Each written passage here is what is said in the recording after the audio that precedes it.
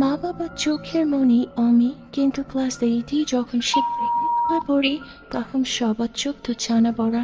কিন্তু কিভাবে এমনটা হলো সেটা অমি নিজেও জানে না। একের পর এক রহস্যে ঘিরে ধরে অমির জীবন। এই রহস্যের জাল কি বা কাটাবে, আর অমির ভাগ্যে কি লেখা আছে, তো শেষ পর্যন্ত মেয়েটির সাথে কি হয় তা আজকের এই ভিডিওতে দেখলেই জানতে পারবেন। মুভির শুরুতে ছোট্ট একটা গ্রামকে দেখানো হয়। এখানে অমি নামের একটা মেয়ে তার বাবা গোপালের সঙ্গে খেলা করছিল। তখনই অমির মা অনিতা এসে তাদের দুজনকে থামতে বলে, কারণ অমির স্কুলে যাওয়ার সময় হয়ে গিয়েছিল। আসলে অমি তার মায়ের থেকে তার বাবাকে বেশি ভালোবাসতো, কারণ অমির যে কোনো প্রয়োজনে সে তার বাবাকে কাছে পেত। এমনকি তার বাবা ছিল তার একজন খুব ভালো বন্ধু। কিছুক্ষণ পর অমি স্কুলে চলে যায়। গোপাল এবং অনিতা তাদের নিজ নিজ কাজে চলে যায়। পরের দৃশ্যে আমরা একটি কলেজের সামনে অনেক মানুষের সমাবেশ দেখতে পাই। এখানে অনিতার বান্ধবী সোমা মেয়েদের উদ্দেশ্য করে অনুপ্রেরণামূলক বক্তব্য দিচ্ছিল। অনিতাও সেখানে উপস্থিত ছিল। কিছুক্ষণ পর অনিতা গোপালের সাথে একটি বড় সুপার মার্কেটে পৌঁছায়, কারণ আজ ছিল অমির জন্মদিন। তাই জন্মদিনের সকল প্রয়োজনীয় জিনিসপত্র কেনার জন্য তারা দুজনে সেখানে এসেছে। এরপর বাড়িতে গিয়ে তারা আনন্দ উৎসবের সাথে মেয়ের জন্মদিন উদযাপন করে। পরদিন স্বাভাবিকভাবেই অমি স্কুলের জন্য প্রস্তুত হয়ে তার বাবার সাথে স্কুলের উদ্দেশ্যে রওনা দেয়। রাত নেমে এলে গোপাল এবং অনিতা ঘুমোতে যাওয়ার কিছুক্ষণ পর অমিও সেখানে চলে আসে এবং দৌড়ে তার বাবার কাছে গিয়ে শুয়ে পড়ে। অনিতা অমিকে বারবার বারণ করছিল, কিন্তু অমি জেদ করে তার বাবার সাথে শুয়ে থাকে। পরের দিন গোপাল অফিসে কাজ করছিল। হঠাৎ অমির স্কুল থেকে ফোন এলো। অমি জ্বরে কাতরাচ্ছিল এবং মাথা ঘুরে পড়ে গিয়েছে বলে জানানো হলো। গোপাল ছুটি স্কুলে গিয়ে অমিকে বাড়ি নিয়ে আসলো, কিন্তু সমস্যা বাঁধলো।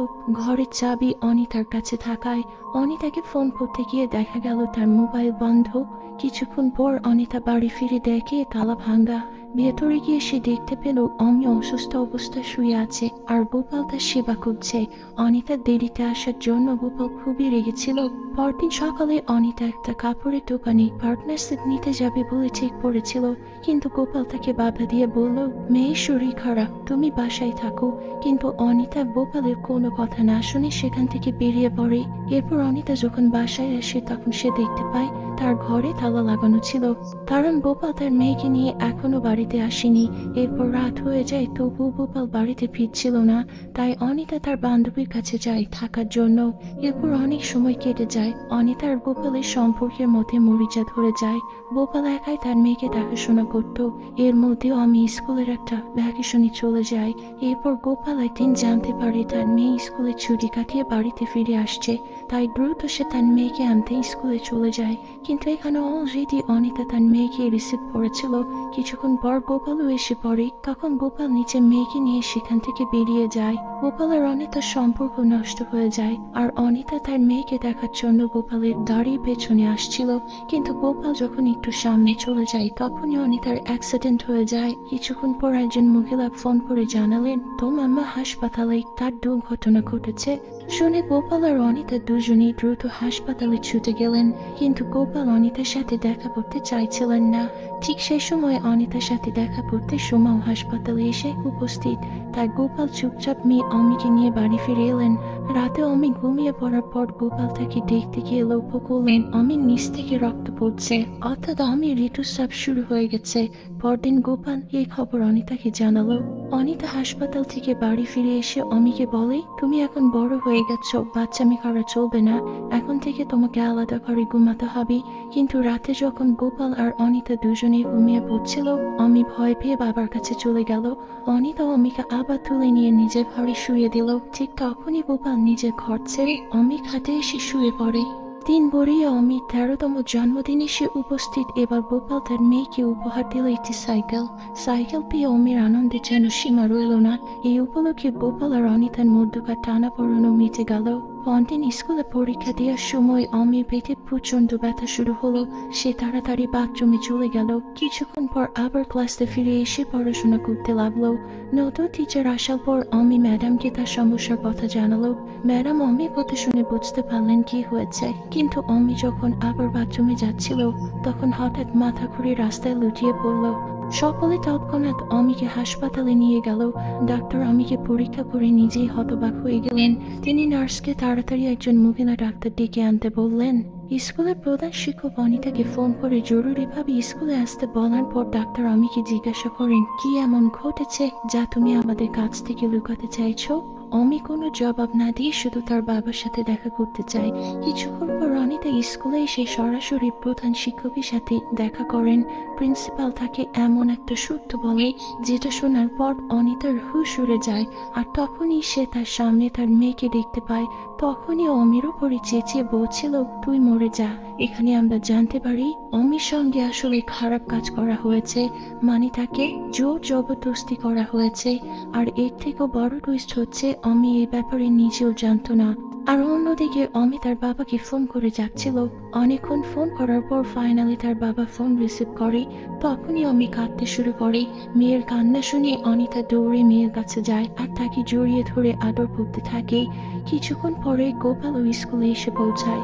প্রিন্সিপাল বুঝতে পারছিলেন না যে তারা তাকে আসলে কি বলতে চায়, তাই তিনি তাদের ডাক্তারের সাথে কথা বলতে পাঠিয়ে দেন। ডাক্তার গোপালকে বলেন, অমিকে অসুস্থ দেখে হাসপাতালে পরীক্ষা করার পর আমরা জানতে পেরেছি যে আপনার মেয়ে গর্ভবতী। এই কথা শুনে গোপাল একেবারে হতবাক হয়ে যান এবং চুপচাপ কাঁদতে থাকেন। ঠিক তখন স্কুলের একজন কর্মচারী লুকিয়ে গোপালের ছবি তুলে দেয়। গোপাল এইসব শোনার পর সোজা প্রিন্সিপালের কাছে গিয়ে সবকিছু সত্যতা জানতে চান। প্রিন্সিপাল তার সাথে কোনো কথা না বলে উঠে চলে যান। এরপর সব শিক্ষক মিলে গোপালকে স্কুল থেকে বের করে দেয়। কিছুক্ষণ পরে আমরা সে কর্মচারীটিকে দেখতে পাই যে গোপালের ছবি তুলছিল।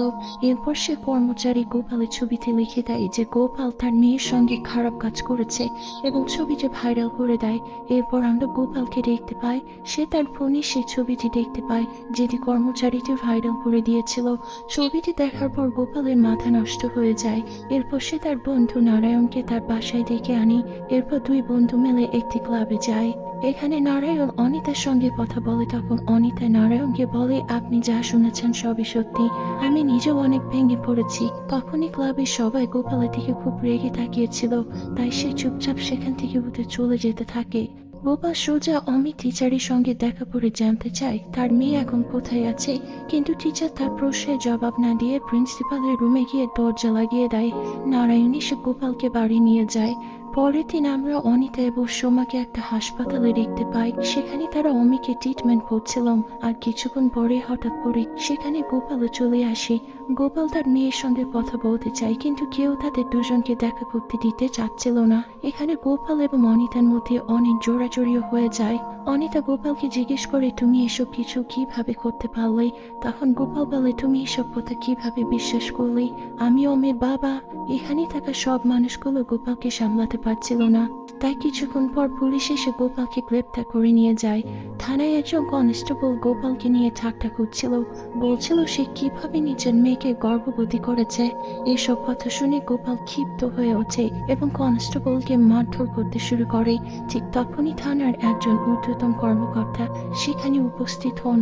গোপালের চোখ দেখে তিনি সব বুঝতে পারেন এবং এই ঘটনার তদন্ত শুরু করেন। তিনি অমির স্কুলে গিয়ে প্রধান শিক্ষককে বলেন, আপনি কারো কথা শুনি কারো সন্দেহ করতে পারেন না, আপনার আইনের আশ্রয় নেওয়া উচিত ছিল, তাহলে প্রমাণিত হতো আসলে মেয়েটি কিভাবে গর্ভবতী হয়েছে। এরপর কর্মকর্তা অনিতাকে থানায় ডেকে বলেন, অন্যের কথায় নিজের স্বামীর ওপর অবিশ্বাস করা মোটেও ঠিক নয়। সবসময় মনে রাখবেন, একজন বাবা কখনোই নিজের মেয়ের সাথে এমন জঘন্য কাজ করতে পারে না। এরপর কিছুদিন পরে সিন দেখানো হয়। আমরা একটা বাড়ি দেখতে পাই, সেখানে একটা জ্যাকেট পরা লোক কিছু ওয়েল্ডিং এর কাজ করছিল। এই লোকটা এখানে এমন কিছু একটা তৈরি করছিল যেটা দিয়ে একটা মানুষকে মিনিটের মধ্যে মেরে ফেলা যাবে। তখনই আমাদের এখানে বাধা অবস্থায় একটা লোককে দেখানো হয়, আর জ্যাকেট পরা লোকটাও সেই লোকটির কাছে যায়, গিয়ে তার মোবাইল থেকে অনেকগুলো মেয়ের ছবি দেখতে থাকে। তার মধ্যে অমিত ছবিও ছিল। এই অংশে আমরা কিছু অতীতের ঘটনা দেখতে পাই। এখানে আমরা বুঝতে পারি অমির সঙ্গে খারাপ কাজ করা আসলে অন্য কেউ নয়, স্কুলের একজন কর্মচারী, যিনি গোপালের ছবি লুকিয়ে তুলেছিল এবং পরে তা ভাইরাল করেছিল। এরপর জ্যাকেট পরা ব্যক্তিকে দেখানো হয় যে আসলে গোপাল। সে প্রতিশোধ নেওয়ার জন্য এই লোকটিকে বেঁধে রেখেছে। গোপাল তাকে বলে, আমার মেয়ে তোর নাম বলেছিল। বলেছিল তুই ওর সাথে খারাপ কাজ করেছিস। তখনই ঠিক করেছিলাম তোকে পুড়িয়ে মারবো। অপরাধী কাতরভাবে বলে, আমাকে মারবেন না, আমি জেল খাটতে রাজি।